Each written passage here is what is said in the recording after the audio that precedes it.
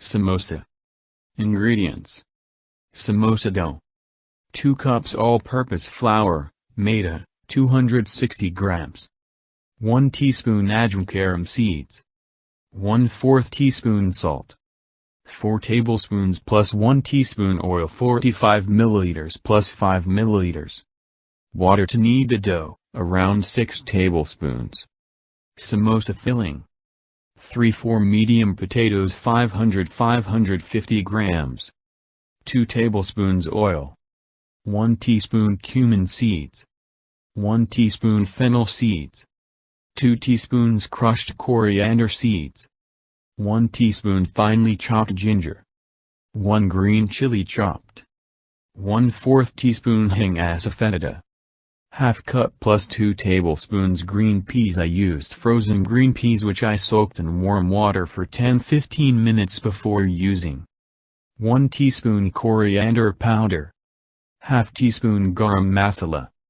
Half teaspoon amchur dried mango powder. 1/4 teaspoon red chili powder or add more to taste. 3/4 teaspoon salt or to taste.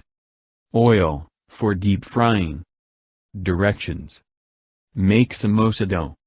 Start by making the samosa dough. To a large bowl, add flour, ajwain, carom seeds, salt and mix well. Add the oil and then start mixing with your fingers. Rub the flour with the oil until the oil is well incorporated in all of the flour. Do this for 3 to 4 minutes, you don't want to rush this step. Once incorporated, the mixture resembles crumbs. Press some flour between your palm. It should form a shape, and not crumble, means oil is enough and well incorporated. Now, start adding water, little by little and mix to form a stiff dough. Don't overwork the dough and don't need a soft dough. It should just come together and form a stiff dough. I used around 6 tablespoons of water here. Cover the dough with a moist cloth and let it rest for 40 minutes. I usually soak a paper towel in water and then squeeze out all the water and then cover my dough with that. While the dough is resting, start working on the filling.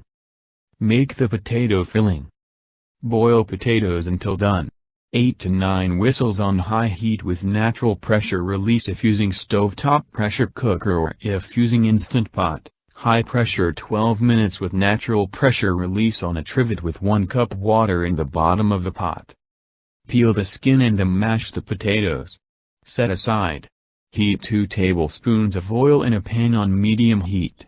Once the oil is hot, add the cumin seeds, fennel seeds and crushed coriander seeds. Let the seeds sizzle for a few seconds and then add the chopped ginger, green chili and hing. Cook for 1 minute. Add the boiled and mashed potatoes and green peas to the pan. Mix everything together. I use my potato masher to combine the spices and seasonings well with the potatoes and peas. Add the coriander powder, garam masala, amchur, red chili powder and salt. Mix to combine. Once it's all well incorporated, remove pan from heat and let the filling cool down a bit. Shape and fry the samosa. Once the dough has rested, give it a quick knead. Then divide the dough into 7 equal parts of around 58-60 grams each. Start working on a piece of dough. Keep the remaining dough balls covered at all times with a moist cloth, else the dough will dry out. Roll 1 dough ball into a circle oval kind of shape, around 6-7 inches in diameter, and then cut it into 2 parts. Take 1 part and apply water on the straight edge, side. I usually mix some flour with water so that it forms a nice glue. Now bring the 2 ends of the straight edge together and pinch them to form a cone. See step-by-step pictures above for a better idea. Pinch the pointed ends to make it a perfect cone shape. Fill the samosa with the potato filling, around 1 to 2 tablespoons. Don't overfill the samosa. Now again apply water all around the circumference of the cone as you have to seal it. Pinch the opposite side opposite to where you pinched to form the cone, to form a plate. See step-by-step pictures above. Then pinch the edges and seal the samosa. Your samosa is now ready. Repeat the same process with remaining dough. Always remember to keep the filled samosa covered with a moist cloth while roll and fill the others. You will get 14 samosas. Now heat oil in a kadai on low heat. To check if oil is ready, drop a small piece of dough into the oil. It should take few seconds to come up to the surface. That means the oil is ready. Drop the shaped samosas into the oil. Fry on low heat. After around 10-12 minutes, the samosa will become firm and light brown in color. At this point, increase the heat to medium and fry until it gets nicely browned. Don't overcrowd the kadai, wok, fry 4 or 5 samosas at a time. And each batch will take around 20 minutes since we fry on low heat, so be patient. Once you finish frying one batch, lower the heat again to low and wait until the temperature of the oil drops and then add the second batch. Enjoy hot samosas with cilantro chutney or sweet tamarind chutney. Peking duck. Ingredients. 1. 4-pound, whole duck, dressed. ½ teaspoon ground cinnamon. ½ teaspoon ground ginger. 1/4 teaspoon ground nutmeg. 1/4 teaspoon ground white pepper. 1/8 teaspoon ground cloves. 3 tablespoons soy sauce. 1 tablespoon honey.